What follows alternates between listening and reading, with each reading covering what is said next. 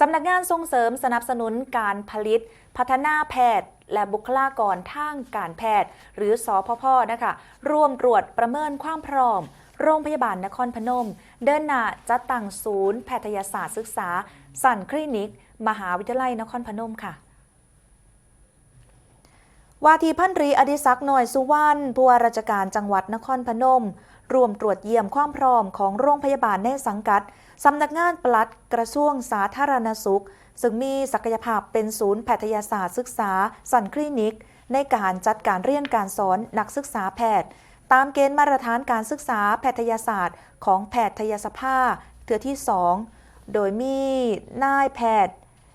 ชินนุพงศ์ตั้งอดุลรัตน์ผู้อำนวยการสำนักส่งเสริมสนับสนุนการผลิตและพัฒนาแพทย์และบุคลากรทางการแพทย์พร้อมคณะนายแพทย์สมชายชมผู้ค่ำนายแพทย์สาธารณสุขจังหวัดนครพนมนายแพทย์อภิวัตรบัณฑิตชาติผู้อำนวยการโรงพยาบาลนครพนมศาสตราจารย์เกียรติคุณดร.ทวัชชัยสุภดิษฐ์อธิการบดีมหาวิทยาลัยนครพนม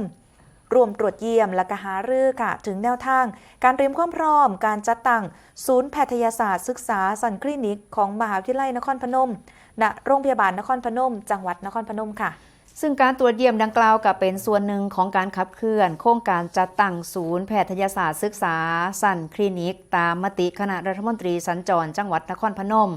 โดยโรงพยาบาลนครพนมก็ได้เฮ็ดหน้าที่เป็นสถาบันหลักสำหรับการจัดตั้งคณะแพทยศาสตร์มหาวิทยาลัยนครพนมเพื่อที่จะผลิตและก็พัฒนาบุคลากรทางการแพทย์รองรับความต้องการด้านสาธารณสุขในพื้นที่ภาคตะวันออกเฉียงเหนือตอนบนและก็พื้นที่ใกล้เคียงในโอกาสนี้ทางโรงพยาบาลนครพนม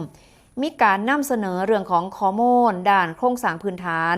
ศักยภาพด้านการบริการผู้ป่วยความพร้อมของคณาจารย์แพทย์และก็แผนกการดำเนินงานงบประมาณระยะยาวรวมทั้งการออกแบบก่อสร้างอาคารศูนย์แพทยศาสตร์ศึกษาสันคลินิกเพื่อรองรับการเรียนการสอนของนักศึกษาแพทย์สั้นปีที่4ฮอดปีที่6อย่างครบวงจรค่ะทั้งนี้การจัดตั้งศูนย์แพทยศาสตร์ศึกษาสันคลินิกของโรงพยาบาลนครพนมนะคะมีขั้นตอนการดำเนินงานอย่างเป็นระบบรวม8ขั้นตอนตั้งแต่การประกาศเริ่มดำเนินการและการแสดงความจำนงของมหาวิทยาลัยคู่ควมรวมมือการตรวจเยี่ยมประเมินความพร้อมเบื้องต้นและก็การปรับปรุงตามข้อเสนอแนะการยืนยันความพร้อมและการจัดทำบันทึกข้อตกลงความร่วมมือหรือว่า MOU การลงนามความร่วมมือรวมกันตลอดจนการเตรียมรับการประเมินตามมาตรฐานการศึกษาแพทยศาสตร์ของแพทยสภาและการแต่งตั้งอย่างเป็นทางการซึ่งจังหวัดนครพนมมหาวิทยาลัยนครพนมและโรงพยาบาลนครพนมสิบูรณาการความร่วมมือกันทุกภาคส่วนค่ะภายการจัดตั้งศูนย์แพทยศาสตร์ศึกษาสันคลินิกเป็นไปตามเกณฑ์มาตรฐานและเกิดประโยชน์สูงสุดต่อระบบสาธารณสุขและกับประชาชนในพื้นที่นั่นเองค่ะ